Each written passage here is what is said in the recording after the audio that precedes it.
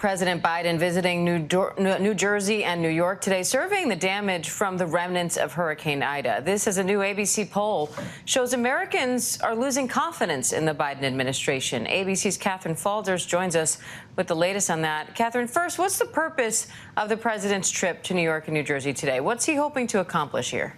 Yeah, so the purpose of this trip is obviously to examine and survey that damage left by Hurricane Ida in New York and New Jersey. He's also using this as an opportunity to focus on some of those agenda items, infrastructure, for example, climate change, for example, trying to use this as an opportunity to push some of those infrastructure bills through Congress. Now, he is on this tour currently in New York and New Jersey. In New Jersey now, I just want to read some from the pool note that we're getting in from the White House troops on the ground there.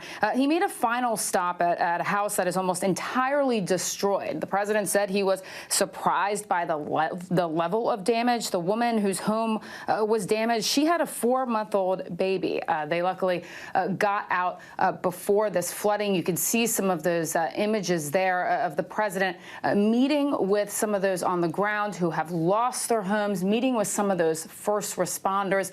And again, using this, Diane, as an opportunity really to emphasize the importance of climate change, his climate agenda, and getting these infrastructure bills passed through Congress, something we'll be hearing a lot about this coming month now that Congress is back in Washington.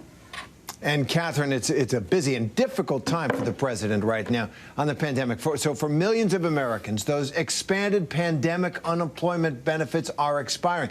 Did the White House consider this time extending those payments, and what kind of economic impact are they expecting from their end?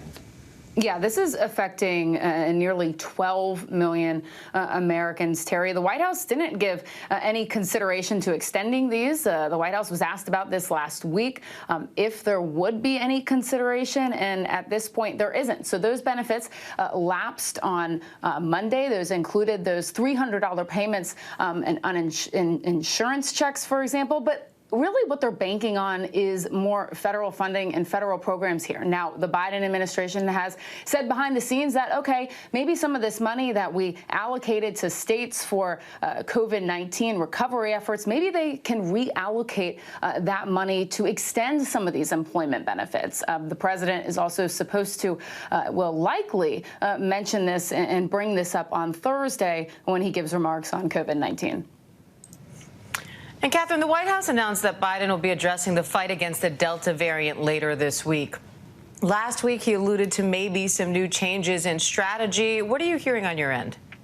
Yeah, so a little detail from the White House on this. They have confirmed that the president will, in fact, speak on Thursday. They say he's going to announce the 6-pronged strategy to combat the spread of the Delta variant, to also increase vaccinations. Maybe they'll touch on a bit of the booster shot, for example. But what we do know is it doesn't seem that the president is going to call for this broad vaccine mandate. There's been questions about whether they can do that on the federal level. Well, the White House press secretary spoke to reporters aboard Air Force One on this and seemed to acknowledge that there's no real legal path forward there to call for this broad mandate of vaccines. But the president is likely to essentially say, well, this is what we recommend. We recommend these for local businesses, for schools. So he will push for, on the local level, perhaps, for those mandates to be put in place without calling for a broader mandate from the federal level.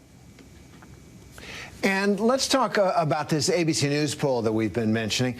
So this is striking. It shows the president has really taken a hit. 51% of Americans now disapprove of the job he's doing.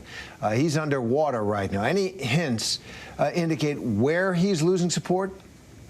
Yeah, 51% of Americans now disapproving of the president's job performance. We've seen this take a hit with the numbers on Afghanistan, for example, with coronavirus. 52% of Americans now, of course, approve of how the president has handled the pandemic overall. But importantly, that's down from 62% in mid-June. 60% of Americans also disapprove of his handling of the troop withdrawal, for example. I note that fears of coronavirus coronavirus are spiking. The poll shows nearly half of Americans, Terry, 47%, rate their risk of getting sick from COVID-19 as moderate or high. You could see some of those top line numbers on the screen there on this poll. But essentially, those are the two areas where he really is taking a big hit as it relates to the handling of COVID-19 and the Afghanistan troop withdrawal. Now, Secretary of State Blinken is in Doha this morning and said 100 Americans remain in Afghanistan. The State Department is also reporting that the government helped to facilitate the safe evacuation of 4 American citizens from Afghanistan. They just said across a land border. What more can you tell us? Yeah, so Secretary Blinken did admit, look, it's a challenge to get Americans out of Afghanistan now that there's no personnel on the ground. But with these 4 evacuations of Americans, they crossed a land border from Afghanistan. They were the first Americans to leave the country with help from the U.S. government since Biden ended that chaotic evacuation effort. So we don't know what country these Americans are in. We just know that U.S. officials have told us that they were in good condition. Diane. All right, Catherine Falders, great to have you, Catherine. Thank you. Hi, everyone. George Stephanopoulos here. Thanks for checking out the ABC News YouTube channel. If you'd like to get more videos, show highlights, and watch live event coverage, click on the right over here to subscribe to our channel. And don't forget to download the ABC News app for breaking news alerts. Thanks for watching.